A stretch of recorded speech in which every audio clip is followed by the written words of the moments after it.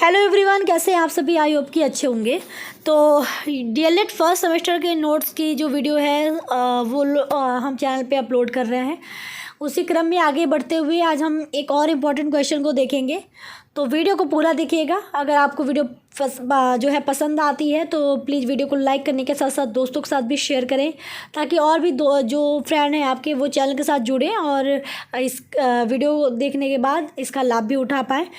और अगर चैनल पे पहली बार आए तो प्लीज़ चैनल को सब्सक्राइब भी ज़रूर कर दीजिएगा। तो चलिए बिना देरी के शुरू करते हैं ये वीडियो।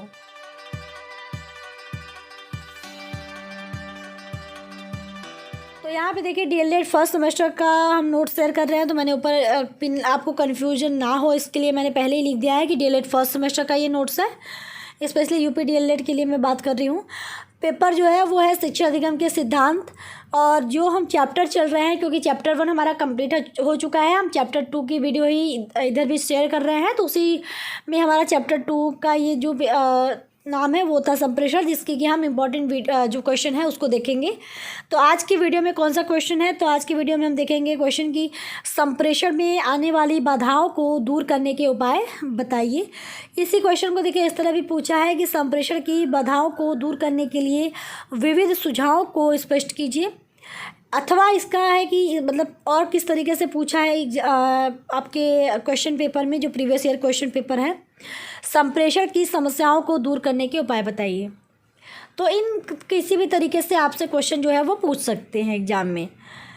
तो अब उत्तर में आप क्या लिखेंगे, तो उत्तर में आप हेडिंग डालेंगे संप्रेषण की समस्याओं या बाधाओं को दूर करने के उपाय। तो यहाँ पे मैंने काफ़ी सारे उपाय लिखे हैं। तो चूँकि जो आपके डीएलएड के एग्ज़ाम होते हैं उसकी आंसर की जो शब्द सीमा होती है वो काफ़ी कम होती है, तो उस चीज़ को ध्यान में रख के ही आप लोग आंसर लिखिएगा। ऐसा नहीं कि मैंने इतना बड़ा लिख दिया तो आप लोग पूरा इतना बड़ा लिखेंगे, नहीं। ये बीएड वाले अगर आप देख रहे हैं तो बीएड वाले यहाँ पूरा लिख सकते हैं क्योंकि उनकी शब्द सीमा काफ़ी ज़्यादा होती है। लेकिन अगर डीएलएड वाले हैं उनकी शब्द सीमा काफ़ी कम होती है, तो आप लोग उसी शब्द सीमा के अंदर ही अपना आंसर लिखिएगा। मैं ज़्यादा इसलिए लिखती हूँ ऑप्शन या फिर आंसर में अगर कोई तरीके हैं या फिर उपाय हैं तो वो मैं ज़्यादा पॉइंट इसलिए लिखती हूँ ताकि अलग अलग लोग अपने मतलब इंटरेस्ट और अपनी सहूलियत के हिसाब से आंसर को चूज करें। क्योंकि अगर मैं 2 ही पॉइंट या 3 ही पॉइंट लिखूँगी तो सब लोग वही देखेंगे और हो सकता है कि काफ़ी कॉमन भी हो जाएगा वो। तो अलग अलग वैरायटी में नहीं, किसी को कुछ आंसर से ईजी लगता है, किसी को कोई आंसर ईजी लगता है। ठीक है, यहाँ पे काफ़ी सारा ऑप्शन देने का तात्पर्य यही है कि आप लोग अपने हिसाब से अपना ऑप्शन चूज कर पाएँ कि कौन सा पॉइंट आप लोग रख के याद करेंगे या कौन सा पॉइंट आप लोग जो है आंसर में लिखना चाहेंगे। तो यहाँ पे लिखेंगे कि संप्रेषण में आने वाली बाधाओं को निम्न तरीके से दूर किया जा सकता है।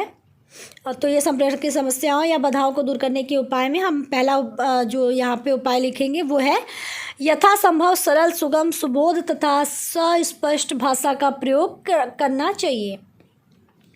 जैसे अगर आपको अपनी बात किसी तक पहुँचानी है तो आप जो भाषा का प्रयोग करेंगे, क्या वो कठिन होगी तो उसको समझ में आएगा? नहीं आएगा। ठीक है, तो जो अगर आप लिख के बता रहे हैं तो उसमें जो आपकी हैंड राइटिंग है वो भी ऐसी होनी चाहिए, स्पष्ट होनी चाहिए, तभी तो सामने वाला अगर पढ़ के जैसे आप किसी को लेटर भेज रहे हैं तो आपकी अगर राइटिंग सही रहेगी तभी तो वो अच्छे से समझ पाएगा। तो वही चीज़ यहाँ पर है कि अगर मतलब हम कह सकते हैं भाषा जो है, यानी जो इस मीडियम में भी हम अपनी संदेश को पहुंचाना चाह रहे हैं वो कैसा होना चाहिए, जिससे हम बोल भी रहे हैं, बोल के भी अपनी बात अगर पहुंचाना चाह रहे हैं तब भी हम इस तरह से बोलें कि लोगों को, या अगर अध्यापक किसी बात को बच्चों को पहुंचाना चाह रहा है तो वो भी बात को बहुत ऐसे तरीके से बोले कि बच्चे भी उस चीज़ को अच्छे से समझ पाए। तो ओवरऑल कहने का तात्पर्य यही है कि चाहे आप लिख के चाहे आप बोल के अगर कोई भी भाषा का प्रयोग कर रहे हैं तो वो क्या हो, सरल हो, सुगम हो और सुबोध और स्पष्ट भाषा का प्रयोग जो है करना चाहिए। तभी जो है सामने वाले तक आपकी बात अच्छे से पहुंच पाएगी। तो आई होप कि आपको पहला पॉइंट अच्छे से क्लियर हो गया होगा। दूसरा है संदेश इस प्रकार लिखा होना चाहिए कि संदेश प्राप्त करने वाला आसानी से समझ जाए। यहाँ पर अब कैसा है, लिखने की बात हो रही है केवल। तो अगर हम संदेश इस तरह से नहीं लिखेंगे कि सामने वाला अच्छे से समझ पाए, तो हमारा जो जो हमारी विचार या भावनाएं थी वो उस तक पहुँच ही नहीं पाएंगे। इसीलिए जो संदेश अगर आप लिख रहे हैं तो वो संदेश इस प्रकार लिखें कि जो प्राप्त करने वाला है, मतलब वो जो संदेश को पढ़ने वाला है, प्राप्त करने वाला है, वो आसानी से आपकी लिखी हुई बात को समझ पाए। तीसरा है, संप्रेषण प्रक्रिया में दिया जाने वाला संदेश अपने आप में पूरा होना चाहिए। अपूर्ण संदेश प्राप्तकर्ता की रोचकता कम कर देते हैं। अगर आप अपनी बात किसी तक पहुंचाना चाह रहे हैं, आपने अधूरी बात लिखी, तो संप्रेषण में क्या उत्पन्न हो गया, बाधा उत्पन्न हो गया ना, क्योंकि आपकी बात जो पूरी बात थी वो सामने वाले तक पहुंच ही नहीं पाई। आपने आधी अधूरी बात लिखी और आधी अधूरी बात उस तक पहुंची, तो जो हमारी मेन बात थी या मेन हमारी विचार या भावनाएं थी वो सामने वाले तक नहीं पहुंच पाई, क्योंकि हमने ही संदेश जो है वो अपूर्ण लिखा था, आधा लिखा था। तो सामने वाला जब पढ़ेगा तो उसका भी इंटरेस्ट क्या हो गया, ख़त्म हो गया, या कह सकते हैं ख़त्म क्या, मतलब कम हो गया, क्योंकि आधी अधूरी बात पढ़ के किसको इंटरेस्ट आएगा। तो वही है कि ये भी जो बाधा थी, देखिए आप ये करके हम संप्रेषण की जो बाधा है उसको दूर कर सकते हैं। अब चौथा पॉइंट हमारा क्या है, संप्रेषण प्रक्रिया बेहतर हो सके इसके लिए प्रतिपुष्टि की सही व्यवस्था की जानी चाहिए। अब देखिए, अगर ऐसा हो कि अगर आप किसी फ्रेंड से बात कर रहे हो, ठीक है, मैं एक एग्जांपल बता रही हूँ, आप फ्रेंड से बात कर रहे हो, आप बोले जा रहे हो, लेकिन सामने वाला कुछ बोल ही नहीं रहा है आपको, मतलब हम ये कह सकते हैं कि हमको उधर से कोई फीडबैक ही नहीं मिला। तो हम क्या ये समझ पाएंगे, जैसे वो क्या कि आपका फ्रेंड, आप बोलते जा रहे हो, वो फ़ोन रख के चला गया, तो क्या आपकी जो बात है वो क्या उस तक पहुंच पाई, नहीं पहुंच पाई। तो ये जो प्रॉब्लम है, इसके लिए ये ज़रूरी है कि अगर आप संप्रेषण कर रहे हैं, अपनी संदेश को किसी तक पहुँचाने की कोशिश कर रहे हैं, अपनी बातों को किसी तक पहुँचाने की कोशिश कर रहे हैं, तो उधर से भी आप प्रतिपुष्टि लीजिए। तो यानी प्रतिपुष्टि की सही व्यवस्था होनी चाहिए, तभी जो है आप ये कहेंगे कि ये संप्रेषण अच्छा है, बेहतर है, प्रभावशाली है। अब जैसे आपने देखा होगा ना कि हमें मम्मी या फिर हमारी दादी नानी जब भी हमको कहानियाँ सुनाती थी, तो वो लोग हुकारी भरवाती थी, मतलब हमारी लैंग्वेज में पहले, कि हम लोग वो कहानी सुनाती थी तो हम लोग इस तरह से करते थे। तो वो क्या है, ये जो कर रहे हैं, तो ये हम लोग फीडबैक ही दे रहे हैं कि जो हमको बता रहा है, कहानी सुना रहा है, उसको ये पता चल रहा है कि ये लोग सुन रहे हैं, मतलब ये लोग उस चीज़ पे ध्यान दे रहे हैं। तो सेम वही चीज़ यहाँ पे है। पांचवा हमारा क्या है, शिक्षक को संप्रेषण को प्रभावी बनाने के लिए श्रव्य दृश्य सामग्री का प्रयोग करना चाहिए। यानी अगर शिक्षक क्लास में कोई टॉपिक या कोई चीज़ें मतलब समझाने की कोशिश कर रहा है, तो देखिए एक सिंपल सी बात है कि अगर आप मौखिक रूप से समझाने की कोशिश करते हैं तो उतना बेहतर तरीके से बच्चों को रुचि भी नहीं आता, उतना बेहतर तरीके से बच्चे समझ भी नहीं पाते। लेकिन अगर आप कोई श्रव्य दृश्य सामग्री प्रयोग करते हैं तो उससे बच्चों में भी इंटरेस्ट आता है। तो वही है कि अगर संप्रेषण को प्रभावी बनाना है अगर शिक्षक को, तो उसे क्या करना चाहिए, श्रव्य दृश्य सामग्री का प्रयोग करना चाहिए। छठा पॉइंट है, संप्रेषण की प्रक्रिया में देरी करने वाले तत्वों पर पूरी नज़र रखी जानी चाहिए।